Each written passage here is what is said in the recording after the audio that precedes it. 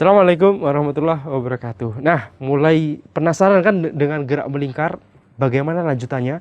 Kak Andi ingin membahas tentang kenapa kok percepatan arah radial, kita katakan kemarin, besarnya itu adalah V kuadrat per R. Bagaimana intuisi fisiknya atau bagaimana kita memahami secara fisikanya? Kalau kita tidak menjelaskan kenapa ini kok secara matematik seperti itu, paling tidak kita harus memahami secara fisika. Maka kita lihat. Kita ingatkan terlebih dahulu bahwa ingat benda ini memiliki percepatan. Karena dia memiliki percepatan, maka kecepatannya berubah. Entah besarnya atau entah arahnya. Dalam sistem ini besarnya konstan karena kita muternya secara konstan, stabil, tidak makin lama dipercepat atau makin lama makin lemas gitu ya. Nah, karena besarnya tetap dan kita katakan ada gaya yaitu gaya tali, maka arah dari kecepatannya akan berubah dan itulah yang menyebabkan kenapa dia bisa bergerak melingkar karena arahnya berubah-ubah seperti ini sehingga dia akan bergerak melingkar. Nah, kita katakan kemarin percepatannya itu besarnya adalah V kuadrat per R, arah radial ke dalam. Kenapa ini bisa arahnya kita katakan radial ke dalam? Karena perubahan kecepatannya, coba kita lihat, kemarin kita sudah bahas, jika vektor ini kita pindahkan ke sini, maka akan terjadi perbedaan. Kalau ini dipindah ke sini, maka dia akan menjadi seperti ini. Nah, ini adalah delta V. Dan kita ingat, delta V itu berbanding lurus dengan percepatan dengan relasi delta V dibagi delta T. Maka ini adalah arah A-nya juga. Dan A ini itulah yang kita sebut dengan percepatan di sini. Kemudian, maka kita sepakat bahwa arahnya adalah radial ke dalam. Sekarang kita ingin memahami kenapa kok nilainya adalah V kuadrat per R. Maka kita bayangkan adik-adik, seandainya kecepatannya itu cepat, misalnya kecepatannya semakin cepat, bukan semakin cepat, jika kecepatannya besar, maka kita butuh talinya ini akan sangat keras untuk membuat dia berputar dibandingkan jika kecepatannya lambat, ya kan? Karena talinya itu kalau dia kecepatannya sangat besar untuk membuat dia mutar seperti ini, maka talinya harus sangat tegangan talinya itu lebih besar. Karena tegangan talinya lebih besar, maka gayanya lebih besar sehingga percepatannya akan lebih besar. Maka kita katakan ada hubungan berbanding lurus antara kecepatan dengan percepatan. Kemudian kalau jari-jarinya makin kecil, misalnya bendanya di sini, jadi talinya cuma sepanjang ini. Kemudian kita harus membuat dia berputar seperti ini dengan kecepatan yang sama seperti itu.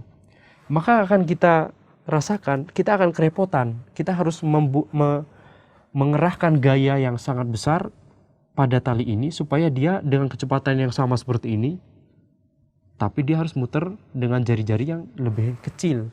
Maka kita katakan semakin kecil jari-jarinya, percepatan yang dia alami akan lebih besar. Maka disinilah kita simpulkan kenapa kok hubungan antara A dengan R itu berbanding terbalik. Nah, sekarang ingat juga bahwa yang namanya bola ini, ya kan? Bola ini kita katakan dia akan memiliki percepatan karena ada perubahan arah. Sekarang kalau misalnya ada benda atau kita naik motor atau naik mobil atau naik sepeda, kemudian lintasannya seperti ini, dia tidak bergerak melingkar, kita tidak naik sepedanya tidak bergerak melingkar, namun belok aja. Tapi kita akan rasakan bahwa seolah-olah ada gaya yang ke arah sini. Itu kenapa? Karena walaupun kita tidak bergerak melingkar di sini, namun pada hakikatnya kita bisa menganggap ketika berada di sini kita seolah-olah bergerak melingkar. Ya, ini gerak melingkarnya. Sehingga kita katakan di titik ini, di titik sekitar sini, kita memiliki percepatan ke arah radial dengan besar V kuadrat per R. Percepatan ini disebut di fisika sebagai percepatan sentripetal. Ini istilah saja. Jadi adik-adik tidak usah bingung. hanya istilah saja untuk menyebut percepatan ke arah radial ketika sebuah benda bergerak melingkar atau melengkung. Dengan catatan ketika melengkung kita asumsikan dia sebenarnya bergerak melingkar pada saat dekat-dekat sini. Seperti itu. Nah, jadi kalau ada benda atau kita naik sepeda meliuk-liuk seperti ini, maka di titik sekitar sini pada hakikatnya kita sedang bergerak melingkar seperti ini. Di titik sini kita pada hakikatnya bergerak melingkar seperti ini. Dan di titik ini kita juga bergerak melingkar seperti itu. Nah, jadi pembahasan tentang gaya sentripetal, kemudian bagaimana kita menerapkan hukum Newton di gerakan melingkar, itu manfaatnya sangat besar sekali di pembahasan tentang gerakan melengkung yang lain.